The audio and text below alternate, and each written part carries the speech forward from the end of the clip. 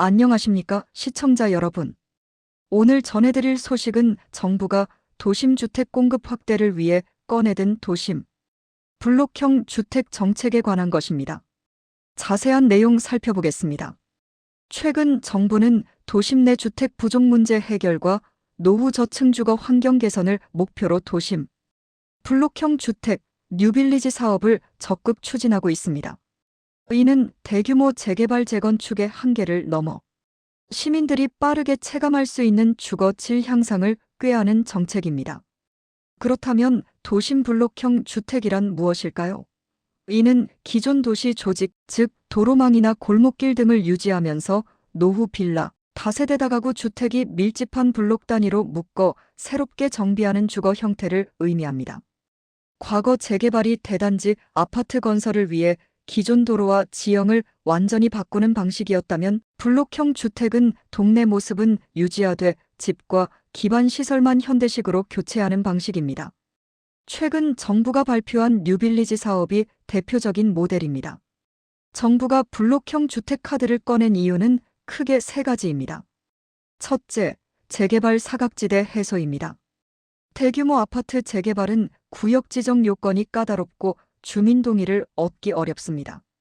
반면 블록형은 규모가 작아 정비 사각지대에 놓인 노후 빌라촌도 혜택을 볼 수 있습니다.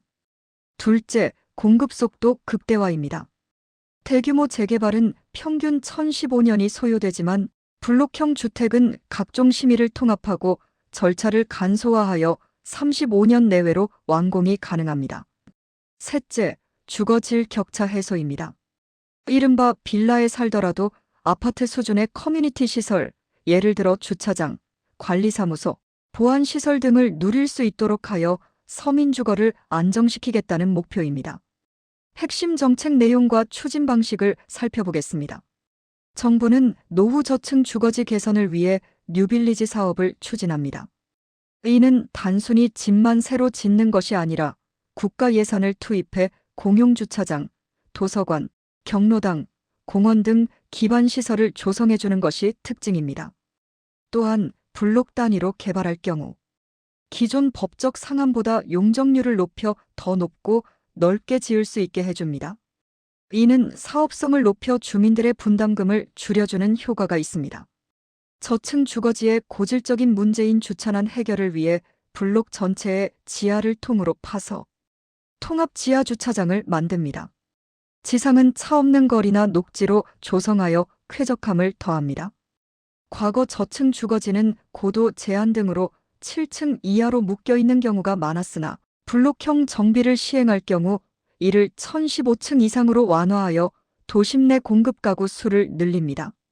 도심 블록형 주택의 주요 장점을 정리해 보겠습니다. 신속성 측면에서 조합 설립부터 착공까지의 절차가 매우 빨라 단기간 내 입주가 가능합니다. 정비 인프라 측면에서는 정부와 지자체 예산으로 공용 주차장, 보안 CCTV 등 인프라 확충이 이루어집니다. 비용 절감 효과도 있습니다. 대규모 이주가 필요 없어 인근 전세 시장에 주는 충격이 적고 사업비가 감소합니다. 마지막으로 다양성입니다.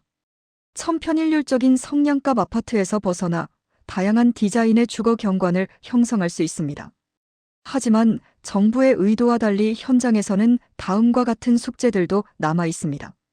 나홀로 아파트 우려입니다. 블록 단위로 개발되다 보니 대단지 아파트가 주는 프리미엄, 예를 들어 대형 상가, 브랜드 가치 등에 비해 자산 가치 상승 폭이 적을 수 있다는 주민들의 우려가 있습니다. 사업성 부족 문제도 있습니다. 땅값이 너무 비싸거나 주민 분담금이 높게 책정될 경우 용적률 인센티브만으로는 사업을 궤도에 올리기 어려울 수 있습니다. 또한 여러 블록이 제각각 개발될 경우 전체적인 도시 계획의 통일성이 떨어지고 교통 체증 등의 문제가 발생할 수 있다는 난개발 가능성도 제기됩니다. 향후 전망과 시사점을 살펴보겠습니다. 정부는 앞으로 서울 및 수도권의 노후 빌라, 밀집 지역을 중심으로 이 블록형 주택 카드를 강력하게 밀어붙일 것으로 보입니다. 특히 1인 가구 증가와 고령화에 맞춰 관리받는 저층, 주거지라는 새로운 주거 모델을 정립하려 하고 있습니다. 따라서 소유주 입장에서는 우리 동네가 대규모 재개발이 가능한 곳인지 아니면 블록형 정비를 통해 빠르게 주거 환경을 개선하는 것이 유리한지를 냉정하게 판단해야 할 시점입니다. 정부는 뉴빌리지 사업의 일환으로 소규모 주택정비관리지역 내에서 단독주택 10가구 또는 다세대주택 20가구 미만의 주민이 자율주택 정비 사업을 진행할 경우 기반 편의시설 설치 비용을 국비로 지원합니다. 도시재생활성화 지역에서 추진되는 자율주택 정비 사업 및 개별 재건축에 대해서도 기반 편의시설 설치 비용을 국비로 지원합니다. 두 유형 모두 용적률을 법적 상한의 120%까지 완화할 수 있습니다. 또한 정부는 비아파트 10만 가구를 매입하여 임대주택으로 공급하고 든든전세주택, 즉 공공전세, 시세 90% 수준과 신축 매입임대, 월세, 시세 70% 수준 등을 통해 무주택 서민, 청년, 신혼부부에게 저렴한 주거 공간을 제공할 계획입니다. 소형저가 비아파트 주택의 공시가격 기준을 상향하여 주택, 청약 시 무주택자로 간주되는 범위를 확대합니다. 정부는 뉴빌리지 사업의 성공적인 추진을 위해 서울 종로, 강북, 경기 광명 등 32곳의 선도 사업지를 선정했습니다. 이들 지역에는 주거 환경 개선을 위한 다양한 시설 설치 및 주택 정비가 지원됩니다.